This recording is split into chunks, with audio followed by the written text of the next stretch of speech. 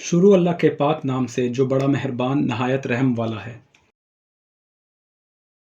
یوسف اپنے بھائیوں کو تسلی دیتا ہے۔ جب یعقوب انتقال کر گیا تو یوسف کے بھائی ڈر گئے۔ انہوں نے کہا، خطرہ ہے کہ اب یوسف ہمارا تعقب کر کے اس غلط کام کا بدلہ لے جو ہم نے اس کے ساتھ کیا تھا۔ پھر کیا ہوگا؟ یہ سوچ کر انہوں نے یوسف کو خبر بھیجی، آپ کے باپ نے مرنے سے پیشتر ہدایت دی کہ یوسف کو بتانا اپنے بھائیوں کے اس غلط کام کو معاف کر دینا جو انہوں نے تمہارے ساتھ کیا۔ اب ہمیں جو آپ کے باپ کے خدا کے پیروکار ہیں معاف کر دیں۔ یہ خبر سن کر یوسف رو پڑا۔ پھر اس کے بھائی خود آئے اور اس کے سامنے گر گئے۔ انہوں نے کہا، ہم آپ کے خادم ہیں۔ لیکن یوسف نے کہا، مت ڈرو، کیا میں اللہ کی جگہ ہوں؟ ہرگز نہیں۔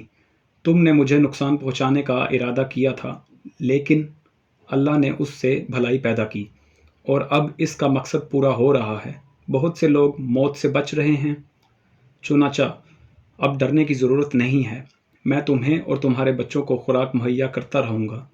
یوں یوسف نے انہیں تسلی دی اور ان سے نرمی سے بات کی۔